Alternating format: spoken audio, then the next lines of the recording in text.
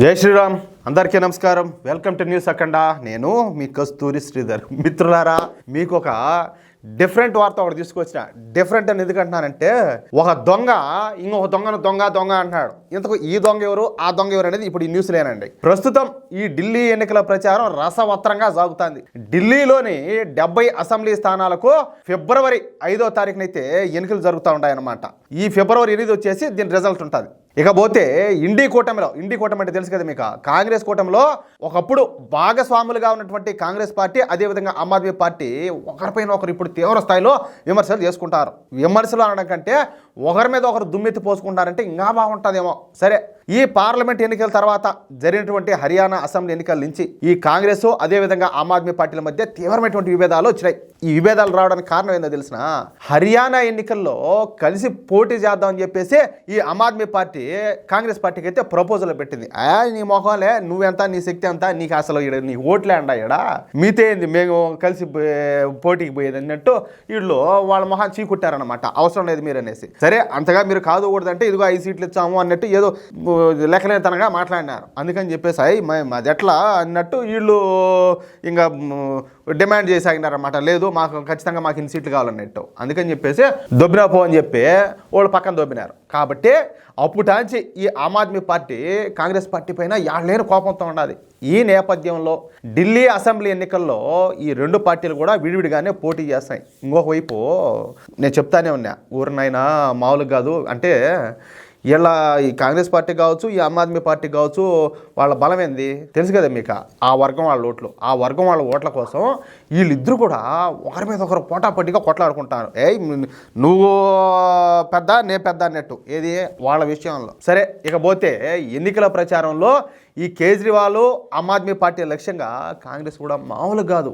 అంటే ఎందుకంటే ఫస్ట్ వచ్చేసి మీకు అందరికీ తెలిసిందే కదా, పార్లమెంటు సాక్షిగా వాళ్ళ ఓట్లను దండుకోవడం కోసం ఏకంగా మొత్తం యావత్ హిందూ సమాజాన్ని యాళ్ళైన మాట్లాడినాడు ఈ రాహుల్ గాంధీ. ఏది వాళ్ళ ఓట్ల కోసం. అర్థమవుతుందా? మనం కూడా అనుకున్నాం, ఎవరినైనా ఈసారి కాంగ్రెస్ పార్టీ అయితే పుంజుకుంటుంది ఢిల్లీ ఎలక్షన్స్లోనూ.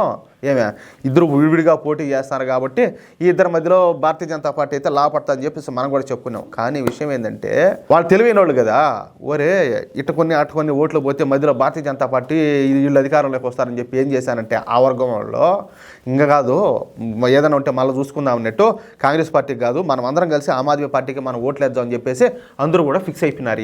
అర్థమవుతుంది కదా మీకు.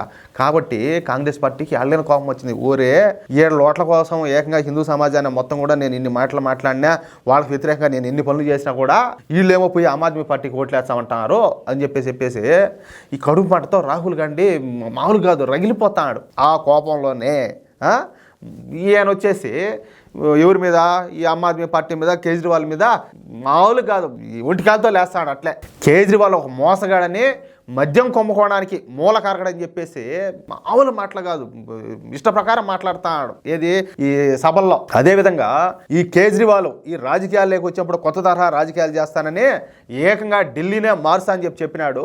కానీ ఇప్పుడు కేజ్రీవాల్ ఎక్కడా కూడా కనపడడం లేదు. అంతెందుకు ఢిల్లీలో 2020 అల్లర్లు జరిగినప్పుడు కూడా కనపడలేదని మాట్లాడినాడు. కేజ్రీవాల్ ఈ క్లీన్ పాలిటిక్స్ గురించి మాట్లాడాడు కదా. కానీ అతిపెద్ద మద్య కుంభకోణం ఈ ఢిల్లీలోనే జరిగింది. కేజ్రీవాల్ రాజకీయాల్లోకి వచ్చినప్పుడు ఆయనకు ఒక చిన్న కారు ఉండింది.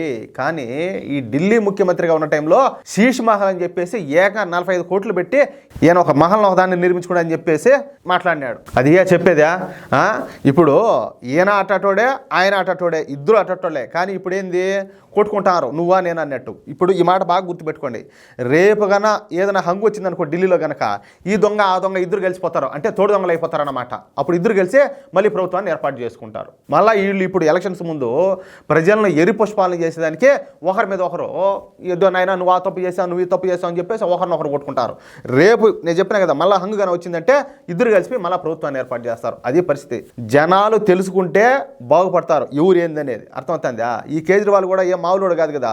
ముందేం చెప్పినాడు, ఓరనైనా మొత్తం అంతా ఢిల్లీనే మార్చేస్తాను, అసలు రాజకీయాల్లో నేను ఒక కొత్త సంఘాన్ని ఒకదాన్ని ప్రారంభిస్తున్నాను అన్నాడు. ఏమైనాడు, ఆఖరికి సారా వ్యాపారంలో జైలుకు పోయినాడు. అర్థమైంది కదా. కాబట్టి జనాలు ఎవరు ఎట్టటోళ్ళని చెప్పి తెలుసుకుంటే బతుకులు బాగుంటాయి. అది మ్యాటర్. ఏమంటారా మిత్రులారా? ఈ న్యూస్ కనుక మీకు నచ్చినట్లయితే ప్రతి ఒక్కరు కూడా ఈ న్యూస్ని షేర్ చేయండి.